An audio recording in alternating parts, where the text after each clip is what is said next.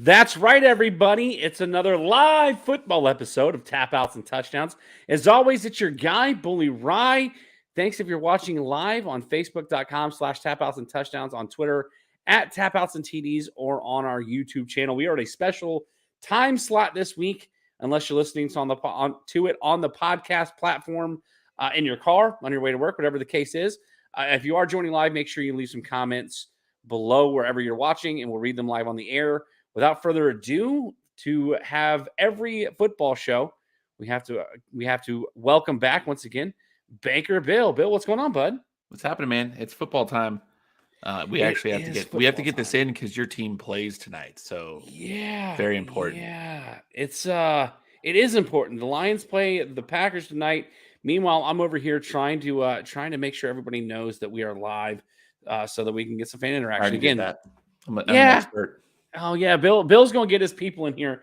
I'll put you behind the curtain a little bit. We had somebody scheduled to do guest pick'ems with us tonight, and unfortunately he had sort of a family emergency, so he couldn't back out. And I was telling Bill off the air, at some point, just take 10 minutes out of your life and give it to me. Oh, salty, so much salt. Because it was hard getting track of somebody to come do picks, but we're gonna have Aaron from Carolina Business Equipment back on the show this evening to talk this week's picks in both college and pro football. Without further ado, we had a lot of requests on stuff that people wanted us to talk about this week, heading into week 5 of college football and week 4 of the NFL. And in particular, there's a lot of college football we're going to get to. So if you're not used to hearing us talk about college football, we're going to talk about it a little bit tonight. Not sure how long it's going to go, but we are going to talk about it. So, Bill, let's get right into it. The Pac-12, we have talked about the Pac-12 on the show. The fact that they have essentially, for all intents and purposes, collapsed. They will be the Pac-2 come next season, as USC, UCLA left for the Big Ten. And then Colorado decided to leave to go back to the Big 12. And then I believe it was Washington, Oregon, and I can't remember the other team, decided to go follow Southern Cal and UCLA to the Big Ten. And then the ACC was fighting to get, I believe it was, help me out here. It was like Arizona. Stanford. It was Stanford, Cal, and I believe SMU will be joining the ACC next year. But having said all that, the Pac-12, if you can believe it, is probably the best conference in college football. They have, I believe, let's see, 1, 2, 3, 4, 5, 6 teams in the top 25, 4 of which are in the top 10, 5 of which are undefeated. Bill, do you think if this had happened 2 years ago, they would have had some sort of ammunition to go to the networks and be able to develop and establish a network agreement so that you wouldn't have what we're having happen right now in the Pac-12? I mean, is that what really drove it? Obviously it was money, right? But I think it was also recruiting. But I think in the end, yeah, it was the TV money. That's a good question. They didn't. I mean, are they surprising us a little bit this year? I think yes. And I think the last few years they had some down years where they didn't have a great number of teams that were doing really well. I think Washington, USC, they were all kind of in the rankings every single year along with Oregon. But other than that, there wasn't a whole lot else going on out there. I mean, I don't know. I don't know. Problem with the left coast, and we'll call it the left coast, because if you're looking at a map, not because of their political views or anything like that, I'm just calling it the left coast, right? The problem with the West Coast, I lived out there for 18 years. Is that people don't care enough about the West Coast. They just don't. We have an East Coast bias in the United States. It's been like that for a long time. And when you're out there, you realize it. That is a real thing. And I just don't know if schools ever felt like they would be relevant. I think there was part of the money thing, and I think they were trying to get some relevancy by joining the larger conferences that are based out of the more the East Coast, by leaving the Pac-12 and basically ending its existence. I mean, I'm sad about it. I don't like. I think we've talked about it on the show. I do not like what is happening in college football, and I'm really happy. In fact, I would be elated And we talked about it, I think 4 weeks ago, maybe. I would be elated if a Pac-12 team wins the national championship. Yeah, to me, it's crazy because like the SEC has been dominant for the better part of, let's call it 2 decades. I mean, outside of the early 2000s where you had Yeah. Miami, Ohio State, Southern Cal, Texas in the national championship picture, it's been Florida, Alabama, it's been Auburn, LSU. The SEC has dominated the top of college football, especially when it comes to national championships. So, in having their dominance, not in just college football, but they've also been pretty dominant in other sports. You look at college baseball, I believe like 6 of the last 10 national championships in baseball went to the SEC. I believe this was an all SEC college baseball final again this year. LSU, Florida. Yep. Basketball, you've had so many teams come out of the SEC, Kentucky, Florida in the last 15 years or so. Alabama's gotten good at times. Georgia's been good at times.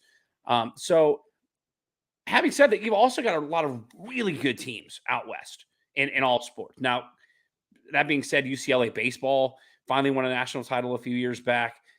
So obviously this has more to do with football. Mm-hmm. But when the SEC was building their lineage and building their dominance, not just in football but in all sports, they knew the CBS contract was coming up. They were creating the SEC network. The Big Ten had their own network, or not the Big Ten. The University of Texas had the Longhorn Network, but the SEC was getting their own network. You knew right then and there this was something big. Instead of that happening, instead of, let's say, hypothetically, let's say Colt McCoy never gets hurt, Texas beats Alabama in the national championship, and maybe we go a different path as far as the way that the SEC goes. I know I don't know about that. I stretch. agree. It's a stretch, but I think Alabama was on its way by then. Yeah, that was just. I think so too. Yeah, but the idea that if we had teams like Southern Cal, that's now again, Southern Cal was put on probation because of the Reggie Bush stuff. Right. You had Oregon under Chip Kelly that was pretty good for a while. Played Auburn tough in the national championship game. I feel like if you had that sort of dominance on the West Coast, or if you had that sort of notoriety on the West Coast, obviously the number one concern now is how do we get visibility, which is why Southern Cal and UCLA said they left to go to the Big Ten, because they're tired of playing 10:45 kickoff games that nobody watches. Except for me. I mean, listen, if I was living on the West Coast, I'd love to wake up at 9 o'clock in the morning, eat a bowl of cereal, watching college football. I hated it. And watch until I went to bed. So the idea to me is that I think had roles reversed and the Pac-12 somehow maintained that dominance under Southern Cal, Oregon, Stanford, even with Andrew Luck, I think that it would have given the Pac-12 a better chance to secure a more lucrative TV deal, along with not just a more lucrative TV deal, but also a TV deal that gives more exposure to the East Coast. And I think the Pac-12 survives. I truly do. I'm with you. I didn't care until now. Looking at Washington at 4-0, Southern Cal at 4-0. Oh, you didn't care that it was going away. I didn't care that it was going away. Oh, really? See, I did. I didn't want to. I don't like the realignment of the conferences. I don't like the super conferences. I was hoping to see the Pac-12 pull in some teams and survive, and I don't think that's possible now. There's just too many that have left. I don't know what Washington State's ranked right now. Yep. They looked good. I mean, they just beat Oregon State, who has DJ. That's Oregon State's only loss. Yeah, and Oregon's 19th in the country after that loss. And they look good, and they are without a conference as it stands. You can't imagine the Pac-12 is going to roll as the Pac-2. So where are they going to be? Do they go independent? Do they join the Mountain West? I mean, that's a real step down for Washington State. This is a team that's won Rose Bowls before. I mean, they don't have any national championships, but they've been nationally prominent before. I mean, Drew Bledsoe, we had Ryan Leaf. Oh, that's funny. I brought him up. But, I mean, we had good quarterbacks come out of that college. Andrew Luck, Aaron Rodgers came out of Cal. Well, that's Pac-12. I mean, that's the Pac-12. I'm talking about Washington State specifically. Like, they're legitimate. They're a decent football team. And what do they do? I just don't like any of this. I'm interested to see where it lands because it's interesting. Do I like it? No. Well, real quick, let's read a couple of the comments here. Volley Polly in the chat. catching some of the show on his lunch break. Make sure you can catch the rest of it whenever the podcast goes live on platforms tomorrow. Mama Frick back in the house. How you doing, Mom? Mama Frick's here. All right. So we're going to stay in the Pac-12, at least because they're still in the Pac-12 right now. The biggest game of the weekend came, and it's a game that we picked between number 10 Oregon and at the time number 19 Colorado. We all took Colorado. We all took a loss on Colorado last week because we're like, it's a cover. 21. They're going to cover 21. 21. Points. They didn't cover it, man. Colorado almost didn't cover double that. Humbles Colorado, does Oregon. I'm sure you saw some of the videos that came out after the game had started about, first of all, a couple players sort of like scraped up the Oregon logo at midfield from Colorado. You had the head coach for Colorado in his pregame speech saying, "We're not winning this game in Hollywood. We're not playing this game in Hollywood. We're playing that was on Oregon's the coach." Yeah, that's what I say. Yeah, oh, yeah. So, yeah, you had Oregon's coach come out and say, we're not playing this game in Hollywood. We're playing it on the field out here. Their Cinderella story ends today. And boy, howdy, as my friend PJ Stephen would say, boy, howdy, did Oregon humble Colorado. And Colorado does not have an easy matchup this week as they play Southern Cal. Yeah, it's going to get worse. Bill, everybody was excited about Coach here. Prime. Everybody was excited about Coach Prime. Hey, Pedro, what's going on, bud? Oregon stomping the yard. I'm with you. Truly. Did Oregon finally put Colorado in their place? Because we talked about the fact that they took 2 overtime to beat Colorado State. Mm-hmm. They had a tough time with TCU when TCU looked good, but now TCU's out of the top 25. They don't look like they were last year. Yeah. Is this a sign for things to come? Does Colorado sort of fall off here and fight to make a bowl game after this loss to Oregon? Well, I kept saying we don't know what we don't know, right? That's what every week we're trying to figure that out. Where do these teams stack up? You don't know how good TCU was. You don't know anything about that. So Colorado beats them and looks good doing it, right? Put up a lot of yards. Ever since then, if you look at their offensive numbers and what they've done on the field, hasn't really been that good. They were pretty decent against Nebraska. They weren't good against Colorado State. And then they go into Oregon and they're awful. And they look awful. They looked poorly coached. They had 7 pre-snap penalties in the first half. It's what we expected to see at the beginning of the season. I mean, do we expect to see them being, they're undisciplined? I don't know if we expect them to be undisciplined. I mean, it is Coach Prime, right? We want to see these guys play football at the right way, and right now they're not. They're showboats. Yep, it's what they ended up looking like, and it's not good. And if USC absolutely stomps them, like Pedro said, if USC stomps the yard with Colorado again, we're going to look at Colorado probably having a losing record this season because they face 6 ranked teams going down the stretch. They've played 1, and that one almost shut them out. We just established that the Pac-12 might be the premier college football conference this season. Colorado's not one of those premier teams, even though they're in that conference. It does not get any easier. Reminder, if you're watching the show live via Facebook or YouTube, where we've got the viewers here, make sure you leave a comment below. Let us know if you want us to talk about anything or read the comments live on the air, and we'll go from there. We'll shift over from the Pac-12 to the SEC because it was something else that was requested of us. It was suggested that there has been a balance shifted in the SEC from the West to the East, as the only 3 teams in the SEC that remain undefeated all hail from the SEC East, with number 1 Georgia, unranked Kentucky, and number 23 Missouri as your undefeated teams. The SEC West is filled with nothing but 3-1 teams, aside of Arkansas, Mississippi State sitting at 2-2. If you look at the rest of the SEC East, I believe Florida is 3-1. South Carolina is 2-2. 2-2. I'm trying to think. They lost. Yeah, North Carolina and Georgia. South Carolina's 2-2. Tennessee, I believe, is 3-1 after their loss to Florida. Bill, has there a shift? Is a shift taking place in the SEC? Now, granted, I'm not saying that the LSU, the Alabama is better. You're trying to make me angry with this question? I am trying to make you angry. I'm trying to provoke. I'm trying to evoke an emotion out of you, Bill. Has there been a shift in the SEC? Okay, wait. We're saying the SEC was dominated by Western. What do they call? What do they even call those? The West teams. The West Division. Division. SEC West Division. Yeah. My bad. No, you're good. What team other than Alabama has dominated that side of that conference? I mean, LSU won the West last year. Okay, that's once. They won a national They championship won a national like championship. 3 years Okay. ago with Joe Fair. Burrow. Fair. Auburn was up there for a few years. Nah, Auburn's Cam kind of been bad Newton. for about 5 or 6 Then- years. Yeah, but for a 4 while years. 4 years. they were up there. They were Okay, but so was competing. Florida. So Yeah. was Georgia. That's fair. I mean, So you still think it doesn't matter? I don't It's think it whoever's does. top I think heavy. if you aren't paying attention to Alabama, then the best team in the conference right now is Georgia. And I don't think anybody's going to argue that right now. Yeah. They've been the best team in the conference for this will be the third year in a row. Obviously, they're two, back-to-back national championships. So has there been a shift? No, the shift has always been with the East Coast. It's been the last 2 years. They've been dominated by Georgia. Georgia's been winning. No, it goes back and forth. There's an ebb and flow. And Alabama was up for a while. They were up for about 10 years. And they don't have a quarterback right now. That's their problem.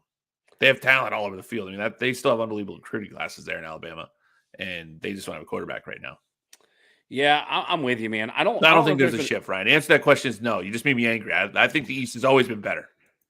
Oh, that's funny. It's amazing. I mean, it's hard to explain. Like, I mean, the East was dominant for so long between Florida, Georgia, Tennessee, and then mainly Florida. But it was mainly. I mean, honestly, it was mainly Florida. They ran off a lot between the mid '90s and. I mean, there was a lot. Georgia was never that great. I mean, it was the 2000s was the Florida. Tennessee was excellent. Tennessee had a lot of really good teams.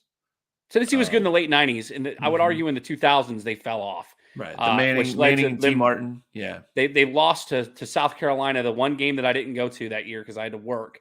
They lost to South Carolina in Columbia, and that was what got Philip Fulmer fired. And they went on the 1 year fiasco with Lane Kiffin, and it's taken them this long to try to get back to relevance. And then they get blown out by Florida a couple weeks ago. So, I mean, the reality of the SEC is you have about 6 to 7 real teams in that conference. Yep. Well, speaking of real teams, Volleyball comes in and says Kentucky's a pretender. Not going to disagree. We'll find out this year or this week.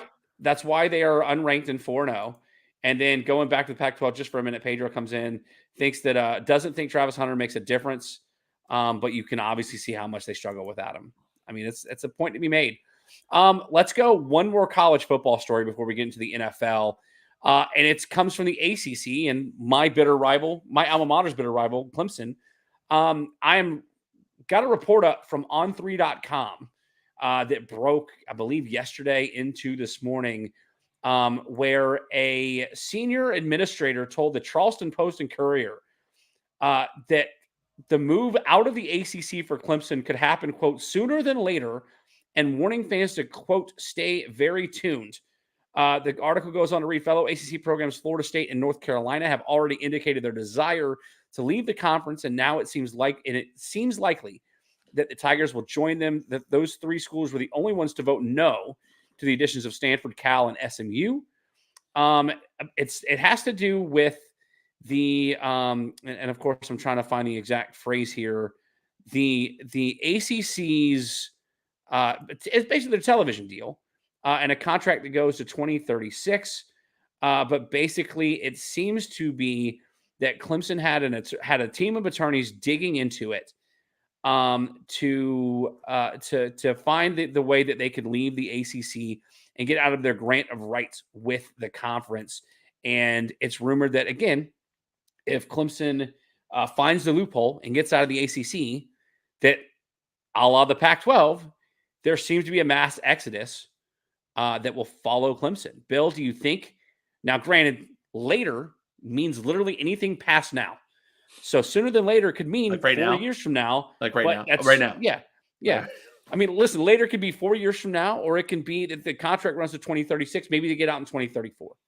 How realistic do you think it is, especially with the warning from the senior administrator at Clemson, that Clemson could leave the conference extremely soon?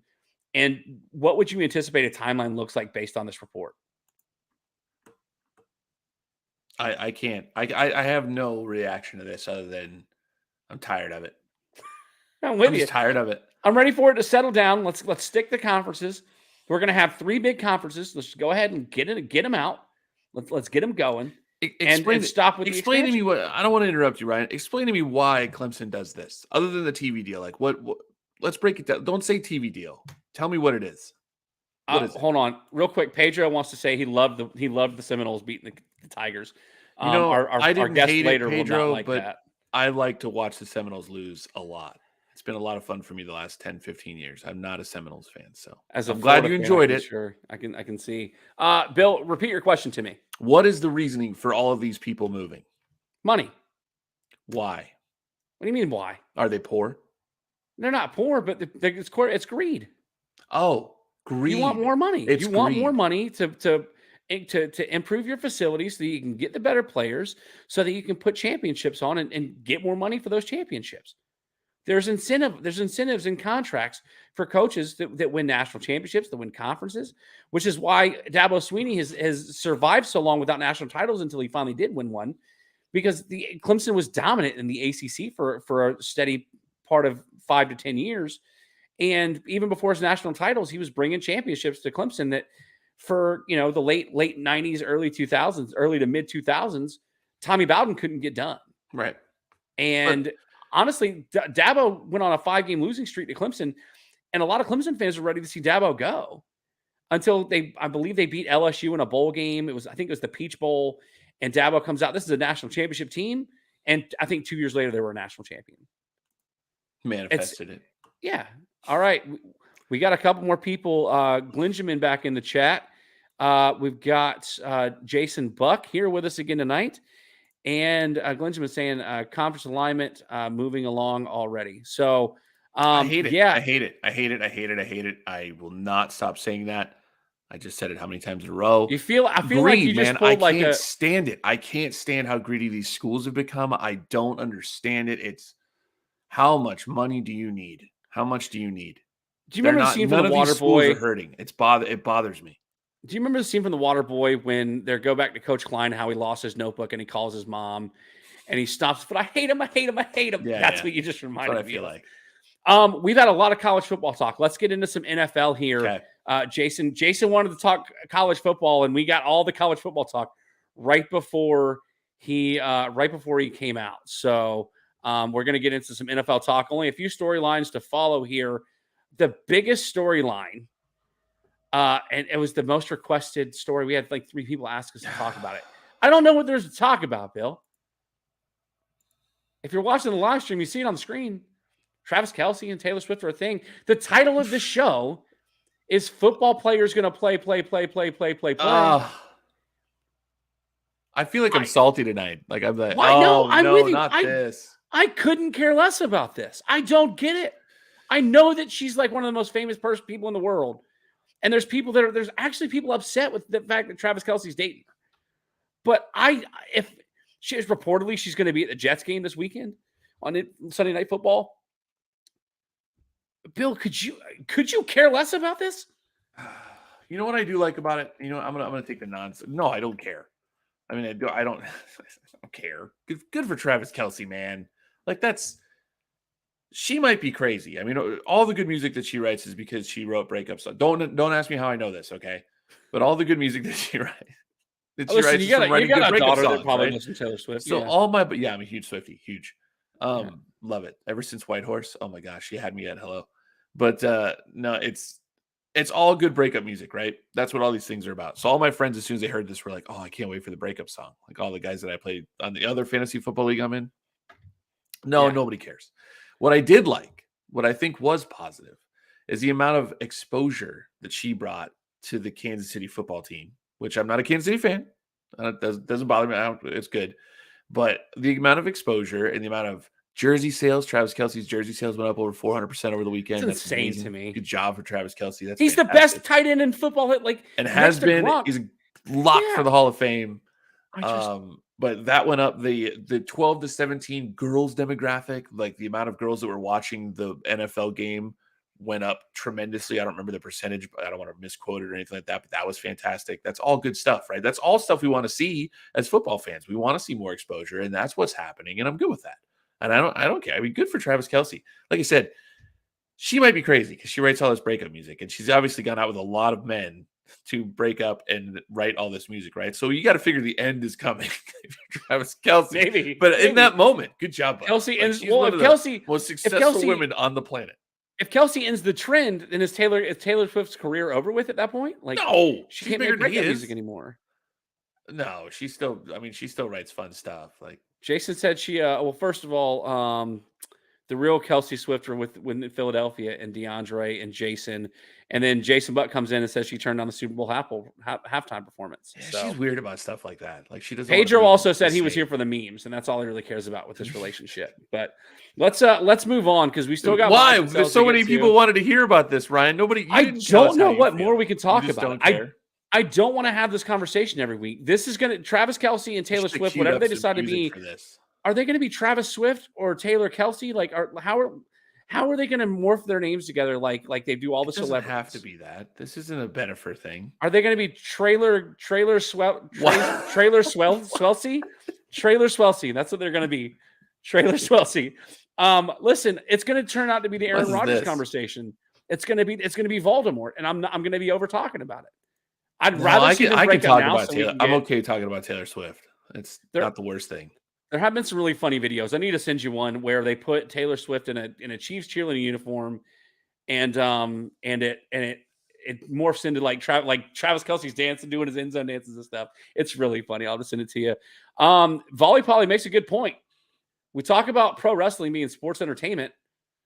Travis Kelce and Taylor Swift have turned football into sports entertainment. Stop it. At least it's not fake. Thank goodness.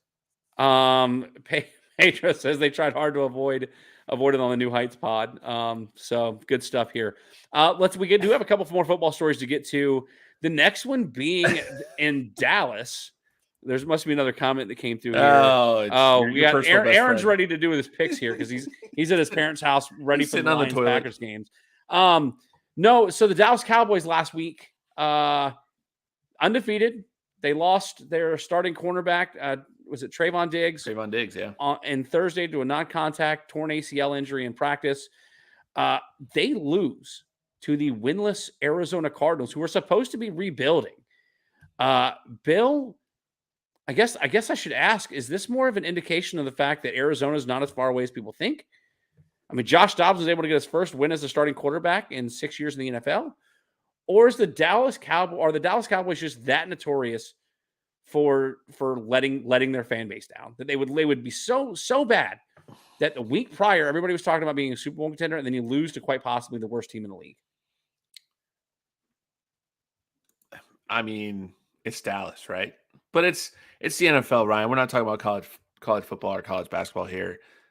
Any team can win on any given week, and Arizona was the better team on Sunday. I watched a lot of that game. Unfortunately, I had it on my third TV. And it was, I watched Josh Dobbs he looked really good. It was like he was at Tennessee again, because Dobbs played pretty well when he was at Tennessee and he never really did anything. I think he went to Pittsburgh first. It's Dallas, man. Like, this is what Dallas does. Jerry Jones is a terrible owner. We all know this.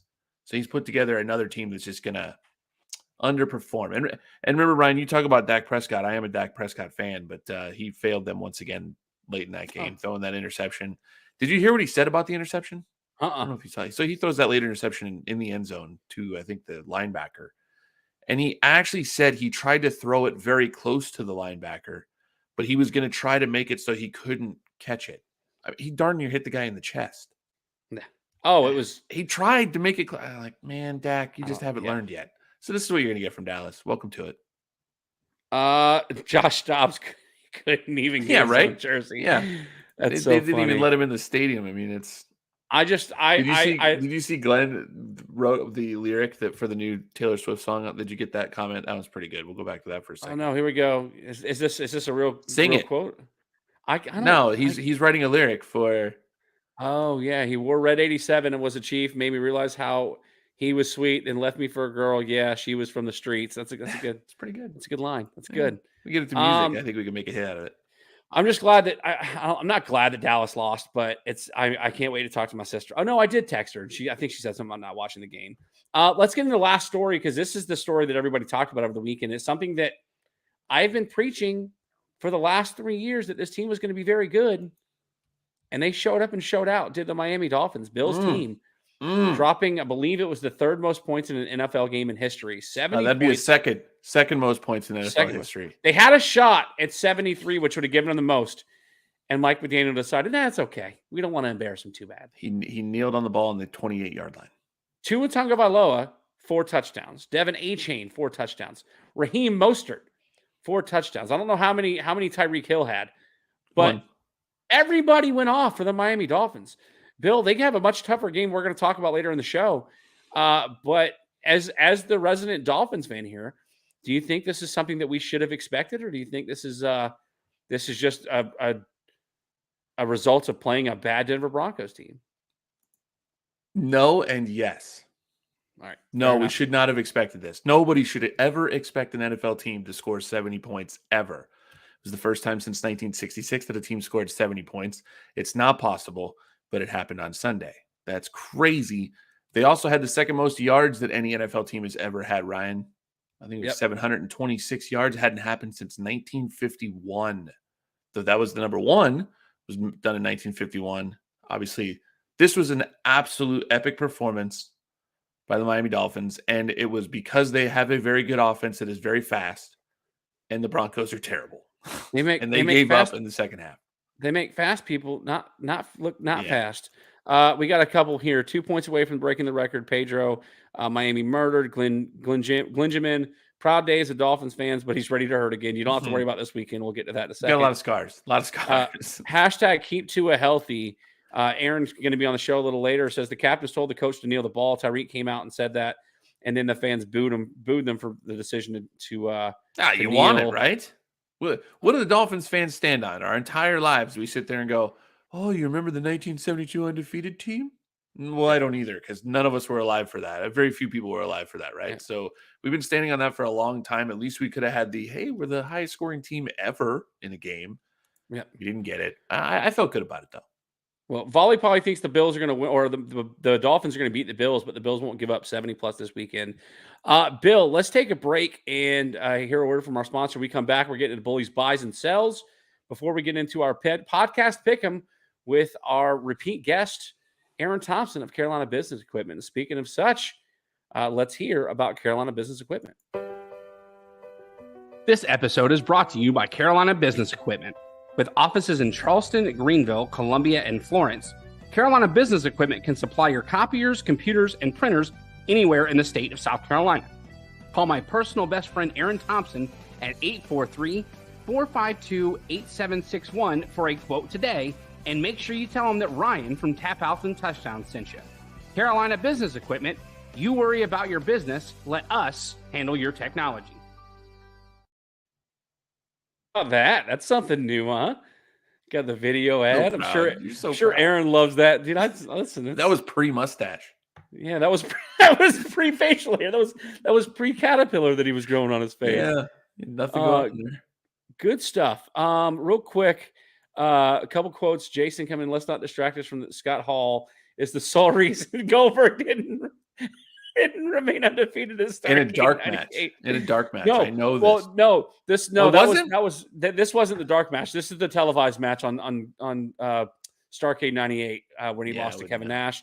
And then Aaron says that the guy in that last video was a good looking dude. So, Bill, it's one of my favorite parts of our football shows, the buys and sells. Can we preface this by saying you did not give me these prior to anything? I gave them to you midnight last night. It's not my fault. You didn't. Look at them. I did. No, you didn't. I sent it to you midnight last night. I'll pull up the text. What? Well, all right. Hang on. Let me get my phone.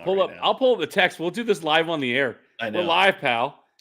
Literally sent them to you at midnight because I knew that. Here, I'm going to show you right now. How many texts do I have from you? So let's look at this. 12:01 a.m. Look at the screen, Bill. What? Not your phone. Look at the screen. It says 12:01 a.m. and those are the buys and sells. Okay, wait, hang on. This is so funny. I can't. This might be one of my favorite moments of the show. Wait, hang on. This is yesterday. No, this is today. I have nothing from you. The first thing I got was the information about the USFL XFL merger. Here you go. All right, here you go. All right. You see that? The same text right there. It did not come through. It did not come through. I'm just going to start sending him on Facebook Messenger. I don't know how that didn't come through. We're done with that war. All right. So this is you proved it didn't come through, or maybe you just deleted it because I had the proof. I did not. No, that's unfair. That's unfair. I wouldn't lie about that. So Bill is coming into this live like the rest of you. So Naked. We'll get to see what his thoughts are. Bill, we're going to go into Bullies buys for fantasy football week 4. A guy that's probably not going to be a popular pick, but he will get the start this week, has been reported.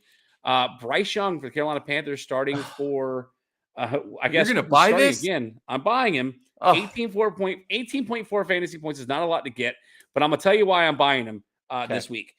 He did miss last week with an ankle injury, but if you look to him prior to the game, he didn't look like he had a noticeable limp. He was a full participant in practice on Wednesday, yesterday, this week. Andy Dalton played well last week, operated the offense well. I think it was a good time for Bryce Young to sit back and sort of see how a game should flow. Minnesota is giving up the third most points to opposing quarterbacks. Their defense is non-existent. Everybody has put all the points on Minnesota. Minnesota is also 0-3, as are the Carolina Panthers. But I think that this is finally the week to see Bryce Young get his first win this week, and I like him to get more than 18 fantasy points. So, Bill, what say you? Factor crap. that's crap. That is a whole load of terrible crap. And I'll tell you why. Because Bryce Young has not gotten anywhere near 18.4 points in any of his games. He's not looked good at all.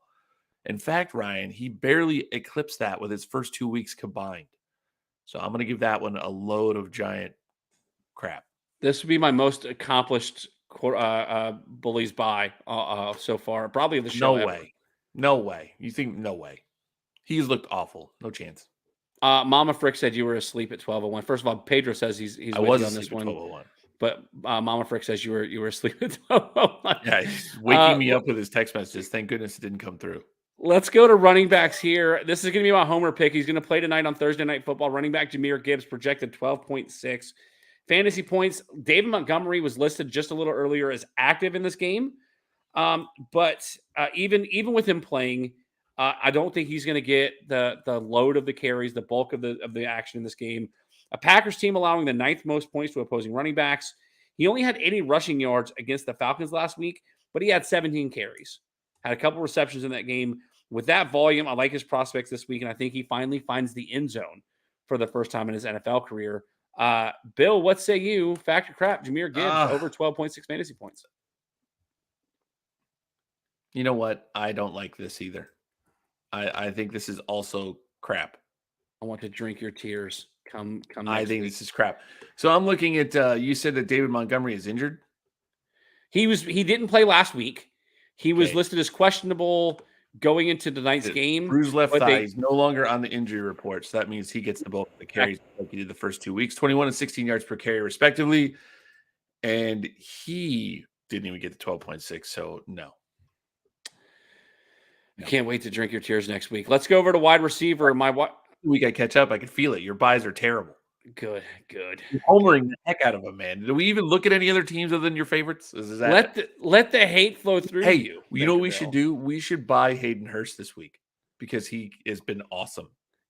I don't want to well on his way. He has like 9 catches over 3 weeks. He's well on his way to that 90 you're looking for. We'll set some time aside next week to talk about Hayden Hurst. For the time being, let's go over to wide receiver buys. I'm buying Amari Cooper, projected 13.9 fantasy points. He's got back-to-back double-digit games, including his first touchdown on the season this past week. He gets the Ravens defense allowing the 5th most points to opposing wide receivers through 3 games. I think chances are he finds the end zone again this week. Listen, Deshaun Watson looked good in spurts last week. I like Amari Cooper. I really like Amari Cooper this week. Bill, what say you? 13.9 points. Factor crap. I think this one's a fact. I like Amari Cooper as well.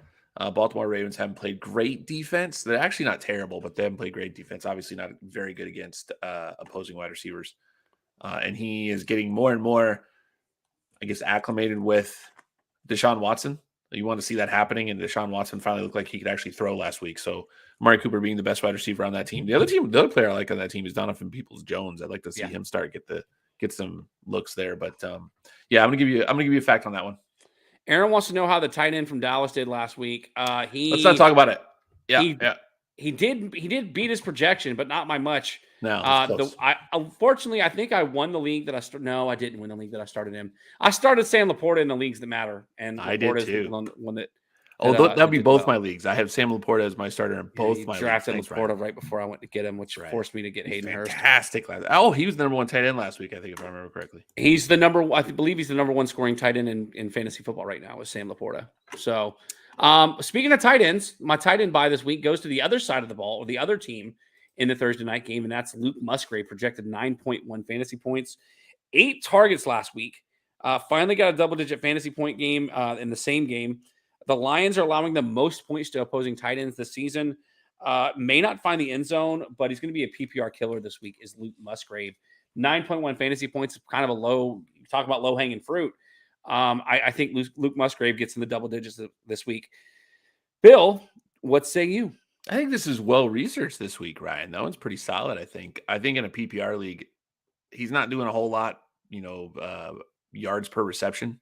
It's 6 catches for 39 yards or something like that. That kind of stinks. But yeah, in a PPR league where you're getting to get, a point per catch, he's going to beat that projection. 9.1 is pretty low, especially with Detroit, who likes to give catches to opposing tight ends.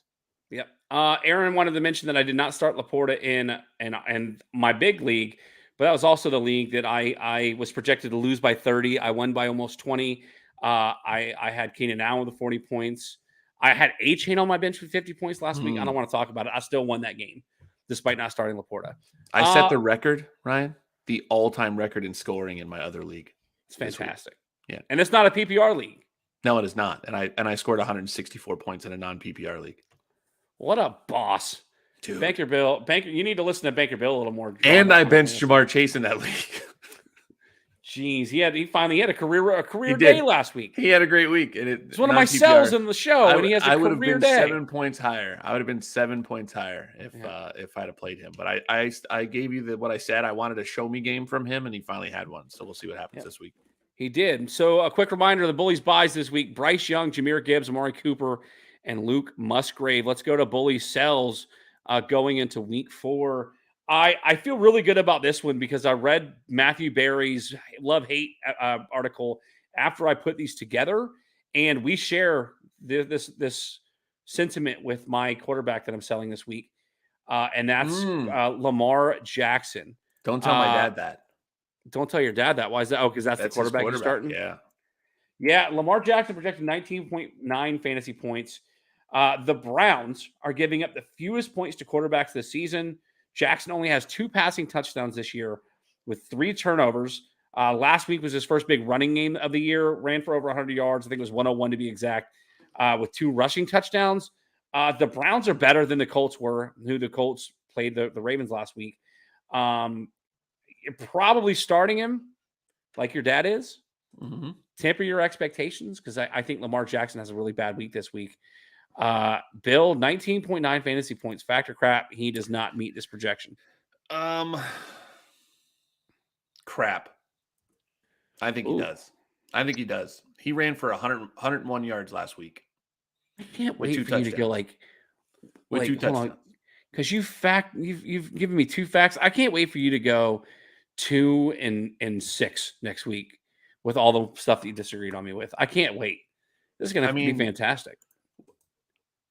We're learning how much better at fantasy I am than you. So that's, on the season, I just want to throw this on there. On the season, you are 13-11 with these. I'm 15-9. Well, I mean, it really doesn't benefit. How was I last week? 4-4, because that was the first week. We both went 4-4. We split. Yeah, that was the first week you've given them to me before the show. So that was. I give them to you early, and it hurts you. It was worse. All the research made it worse.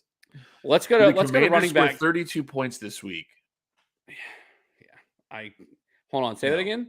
No, that JB Ellis would do the Commanders score 32. No. Yeah, I don't think they do. No, I don't think they do. Aaron wants to remind me that if I'd started A-Chain and Laporta, I could have won by more.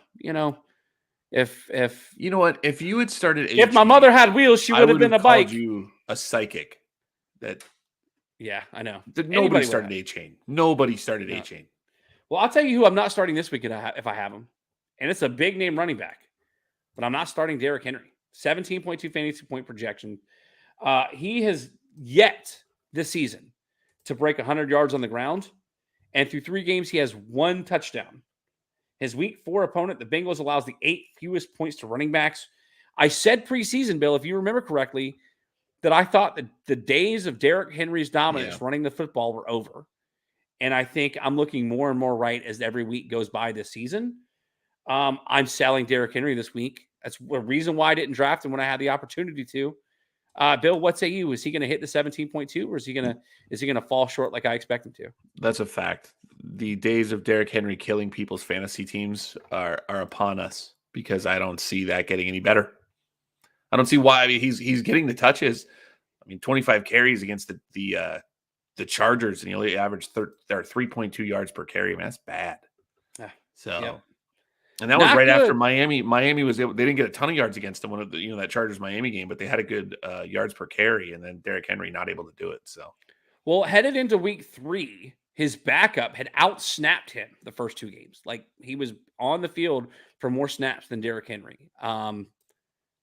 I think I think the days of Derrick Henry's dominance are over. Real quick, Jason also wants to remind Aaron that a wise bald man once said it doesn't matter if it's by an inch or a mile, winning is winning. And I think that's sort of a shot at the Florida State Clemson game last weekend about get through a 3rd and 1, and I could be wrong. Who is the wise bald man? That's Jason. Jason's bald. You can't tell because he's wearing a hat, but. It's okay. Listen, I love the Buck Boys, man. Matt's in class right now. That was an actual quote. It is an actual quote. Poor Matt, man. I love Matt to death. One of my favorite people. He's been bald since he was 16. He was legitimately like he could go and buy beer at 16, and 18-year-olds couldn't get cigarettes because a lot of women like bald guys. Listen, he's got a wonderful family, a beautiful family. He's got 2 kids now. There you go. One of my favorite people. He's going to be on the show sometime this year, picking games with us. Okay. He also said it was Dom Toretto, Fast and Furious. Oh yeah, it's true. That's right. It could be. Yeah, that's the wise bald guy. Is Vin Diesel. So wise. That's what I was trying to think of people that I was trying to give advice from. Jason could have taken the credit for that, and instead he offered it up. No, I knew it was somebody. I knew it. Being a stand-up guy, Jason. Good for you. Let's go to wide receiver that I'm selling this week, and it sucks because I'm forced to start him in the Tap Outs and Touchdowns Fantasy League. Calvin Ridley is projected 13.4 fantasy points. He had a phenomenal week 1. Everybody thought that Calvin Ridley was back, 24 fantasy points. But since that game 1, he's posted a combined 5 catches for 72 yards. Now he draws a Falcons team, albeit in a revenge game. So I could either be way, way right on this or way, way wrong. Because as a revenge game, people tend to find the end zone. People tend to do things they don't normally do. But the Falcons are allowing the 6th fewest fantasy points to wide receivers. Like I said, I'm either going to be a genius with this pick or Calvin Ridley on my starting lineup is going to put up 40 points to shove it to the Falcons. I don't see that happening. Bill, What say you? This is a sell, right? We're going to go with fact on that. Yep. I don't like that either. I don't. He had a really good week 1, and Trevor Lawrence was fantastic week 1. He was the 3rd-graded quarterback coming out of week 1 from Pro Football Focus, and he's been pretty bad since. So until Trevor Lawrence figures out what's going wrong with him, I don't think Calvin Ridley's a good play. I'm right there with you. Let's get right into the tight end, and similar to the reason that I'm selling my quarterback, I'm also selling his tight end. Mark Andrews projected 12.1 points. He draws the Browns, again, as does Lamar Jackson. Not only are the Browns giving the fewest points to quarterbacks, but they're also giving up the fewest points to tight ends. The Browns are playing good defense, Ryan. Yeah, they are. Without his week 2 touchdown, Andrews would have a combined 16 fantasy points through his 2 games played. Remember, he missed week 1 due to injury.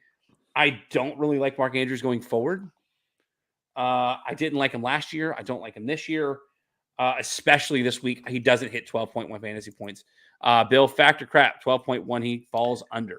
I'll give you a fact on that one, but with that being said, who for the Baltimore Ravens is going to score? The Baltimore Ravens were one of the last undefeated teams in the AFC between 2, mine and the Ravens, and they lost last week. But you would have figured they're going to score, right? I mean, they're going to put up a fight against Cleveland. They're not going to let Cleveland take that division over. So who is going to score? We don't think it's going to be Lamar Jackson. We don't think it's going to be Mark Andrews, and they don't have a good running back. So are they going to get really stomped on this week there in Cleveland? I think there's a chance. I mean, listen, Lamar Jackson could throw 2 touchdowns and still fall under that 19.9 fantasy point. Mark. He runs a lot, though. Yeah, he does. That's the big thing with him, is he runs a lot. We'll see what happens. But before we get too far, rest of the show, we're going to take a break. When we come back, we're going to have Aaron Thompson back on the show. Pick games with us last week. He will pick games with us this week. We've got 5 games from the world of college and pro football. But before then, we're going to take a break and come back with Aaron. Let's take a look at our last sponsor headed into Podcast Pick'em. Established in 2008, One Stop Repairs in North Charleston, South Carolina, is your one-stop shop for all of your electronic repair needs.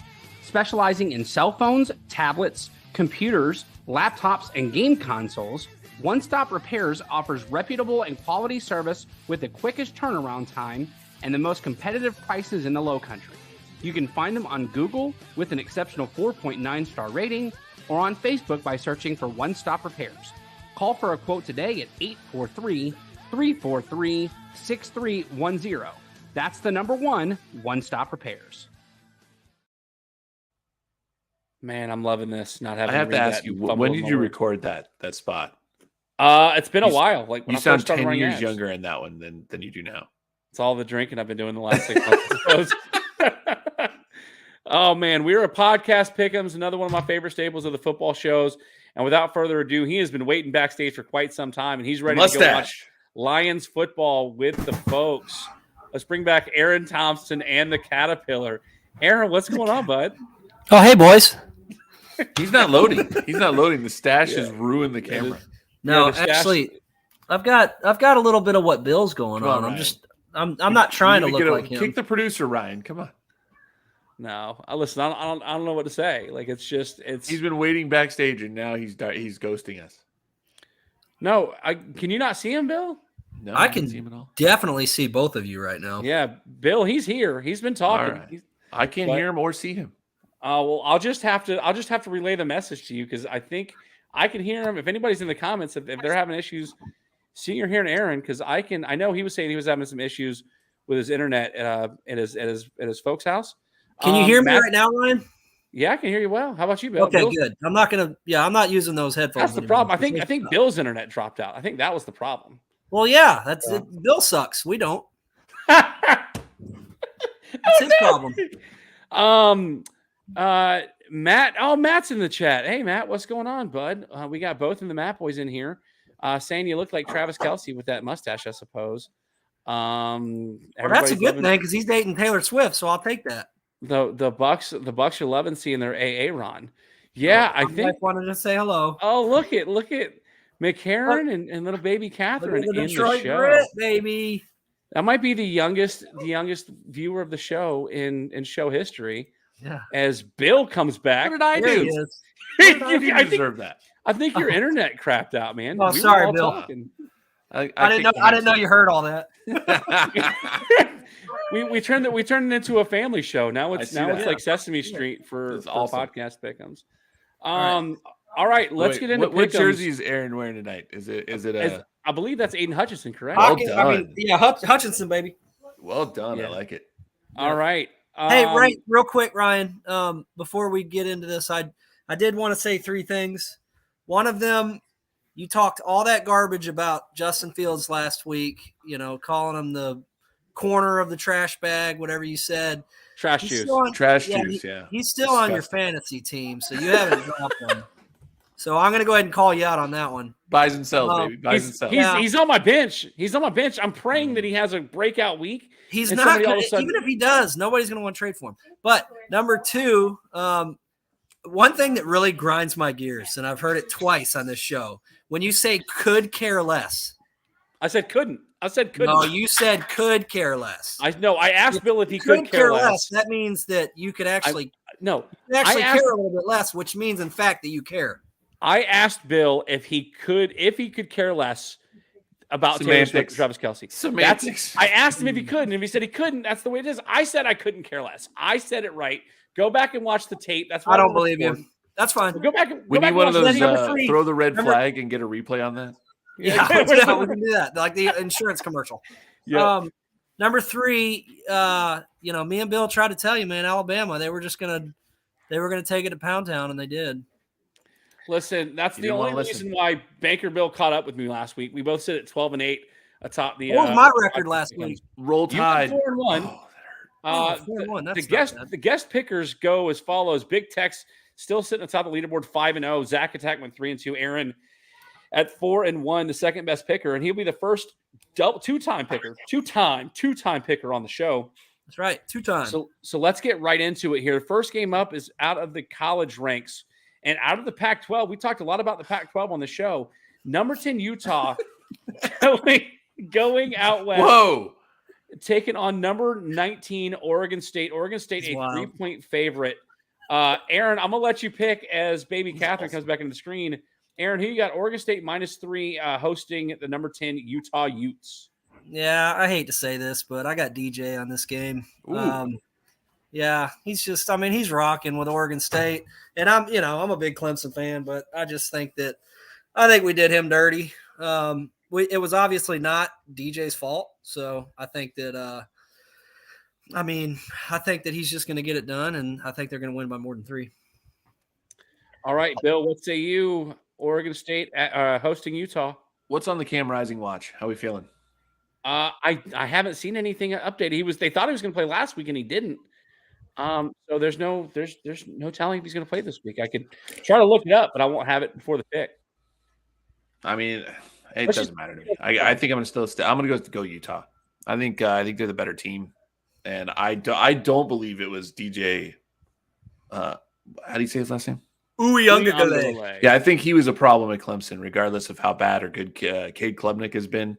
I think DJ still stinks as a quarterback. He didn't look good last week until it really didn't matter anymore against Washington State. So I think Utah wins this game.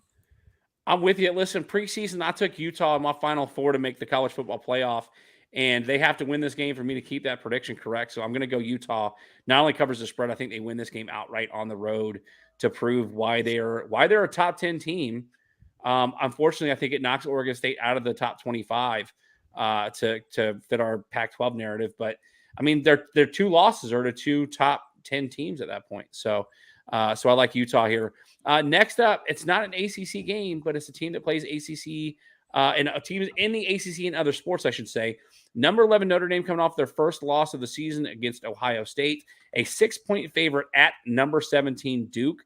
Bill, I'm gonna let you start us off here. Who you got here? Notre Dame at Duke. I think Notre Dame just has too many horses for Duke. I mean, I know Duke pounded on Clemson. I think Notre Dame's a little better. I think unless Ohio State isn't as good as we think they might be, I think Notre Dame beats Duke, even though it's on their field. And that's a decent spread, but I think Notre Dame covers 6. Yeah, listen, I think Duke's a really good football team. For a Duke football team, did you forget for to say a that Duke football team? Yeah, okay. I think they're a good football team. Clemson was only an overtime loss away from knocking off the number 4 team in the country last week, and that Duke team, whether you want to admit it or not, put a whooping on Clemson in week 1. I think Duke is good. I just think that Notre Dame, they feel slighted after losing that game to Ohio State. This is the way they've come back, because I also had Notre Dame in my Final Four. I think Notre Dame comes back and they try to get a big win and a signature win thus far this season. And I've got them taking this game over Duke with more than 6 points. Aaron, what say you? I'm going to agree with y'all on the pick, but I'm not going to agree with you on thinking that Duke is the greatest team in the world, because Clemson was in the red zone 3 times and they fumbled the ball twice.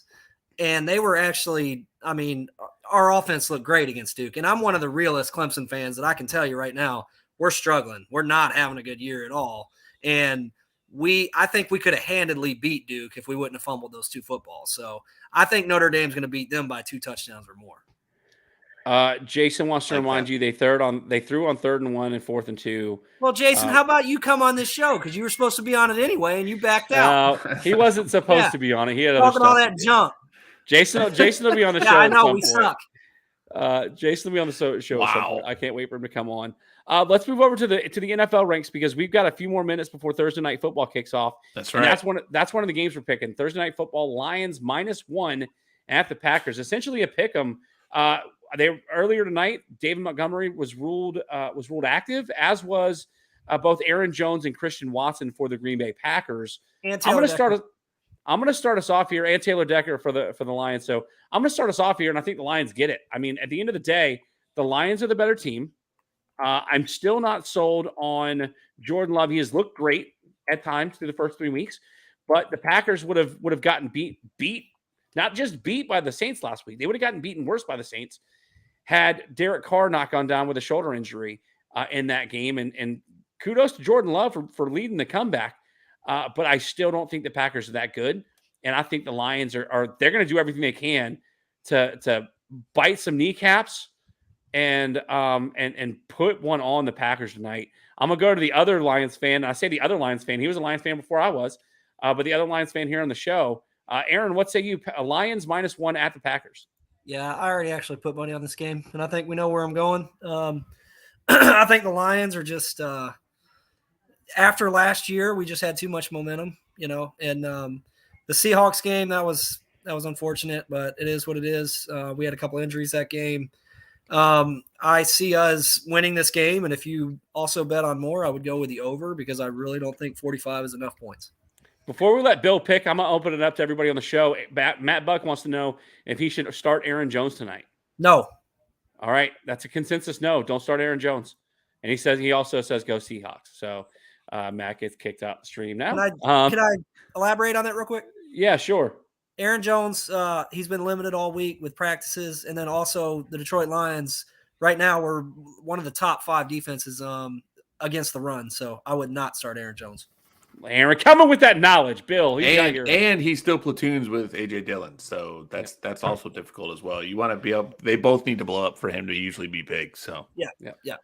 Bill, who you got in this game? Packers hosting the Lions. I'm going to go with you guys. I'm going to say the Lions win this game, and I can't believe that the line is a point. I can't believe it. We have a security guard at work, and he's a Detroit Lions fan, and I actually know 4 Detroit Lion fans right now. It's more than I've ever known in my entire life. I can't believe there are actually 4 Detroit Lion fans after since. Hey, you met my daughter too. She's a Detroit Lions fan. It's crazy. Now you know 5. Does she know the pain that you're bringing her into? She's gonna have a disappointing life, just like Daddy did. Yeah. I don't know. We'll see. You guys have a pretty good team, but no, I can't believe. I talked to the security guard, and we've been talking all week how the line was so low, and it's like Vegas has got to be trying to move the line for. So I don't. It's very strange. There's going to be a lot of holding calls, and they're going to try to. Yeah, it's very strange to me. So we'll see how this game plays out, but I think the Lions win it.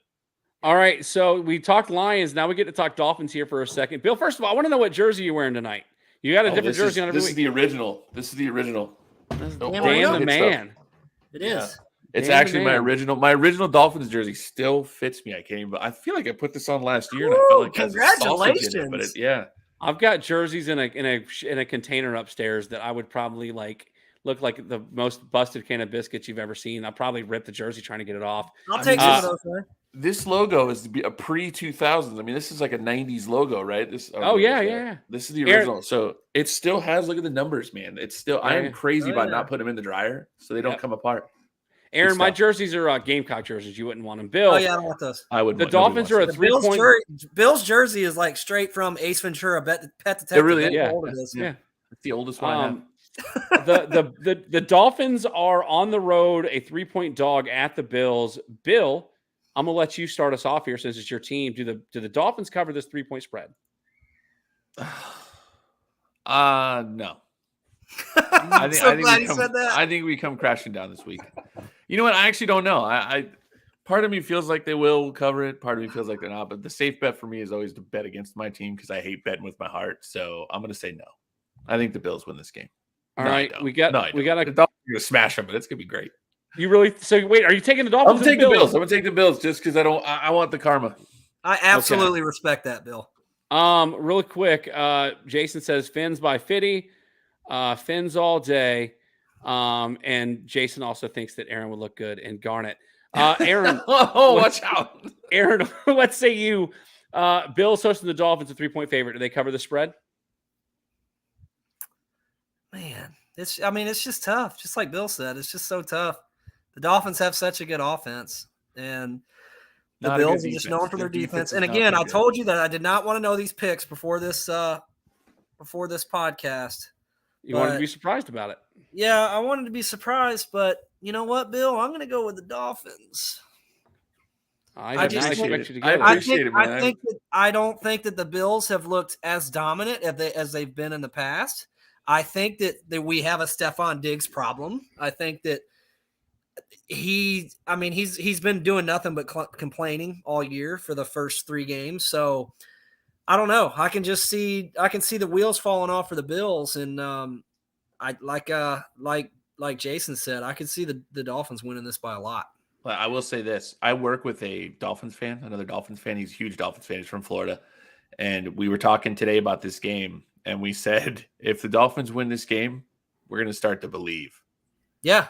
Oh, absolutely. I think this is the litmus test for this team. I think if it was negative 20 degrees outside, the Bills would win this game, but it's not. So it was negative 20 last time they played them in Buffalo last season, and it was super close. And so it's going to be 72 on Sunday.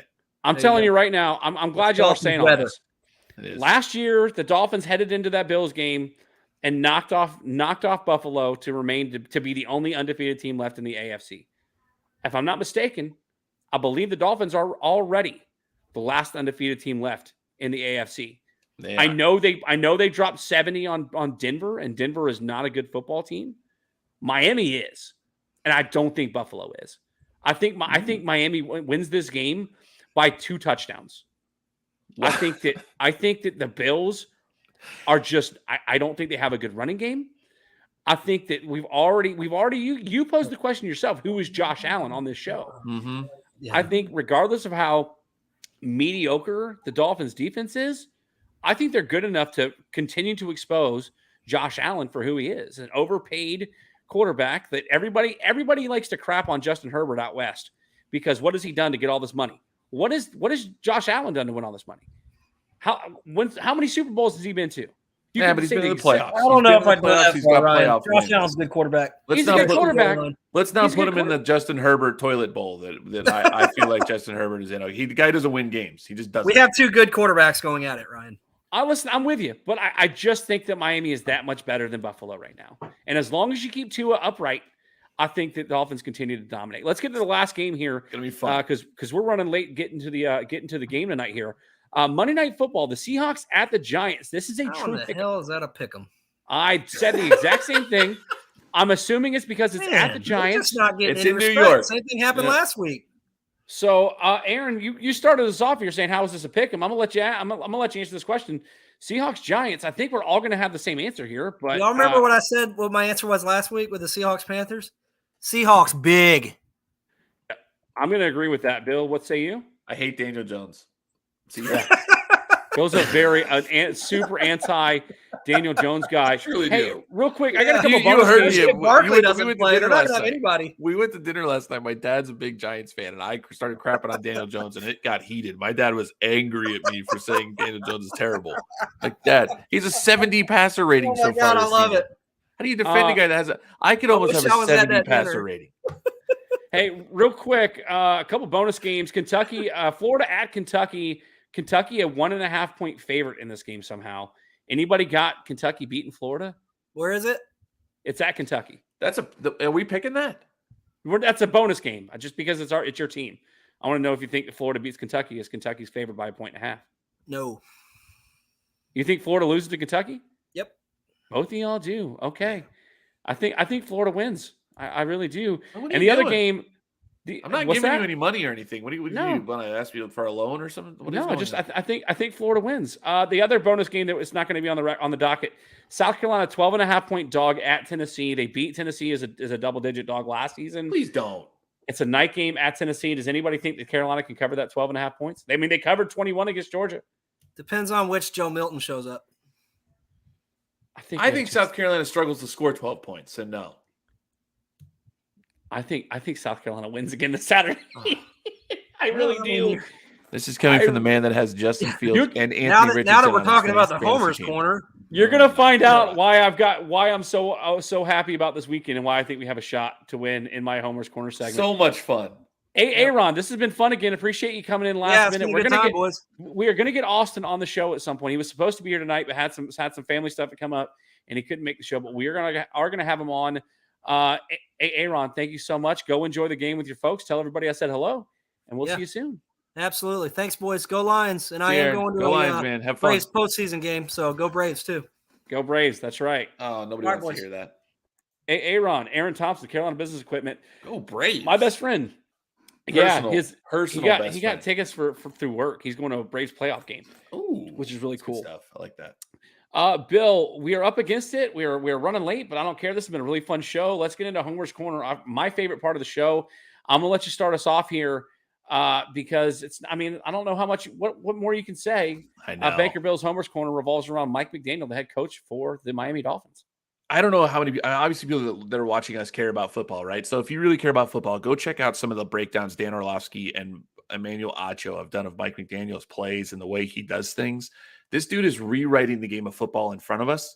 They put up 70 for a reason. It wasn't just that Denver played all that bad. He's doing some crazy stuff. If you watch the second shovel pass play where you watch two offensive linemen run down the field with their hands like this because there was nobody to block because the play itself fooled the defense that bad. They just instinctually ran out of the play and didn't make a play at all. So you've just got offensive linemen doing this down the field. It's really cool to watch.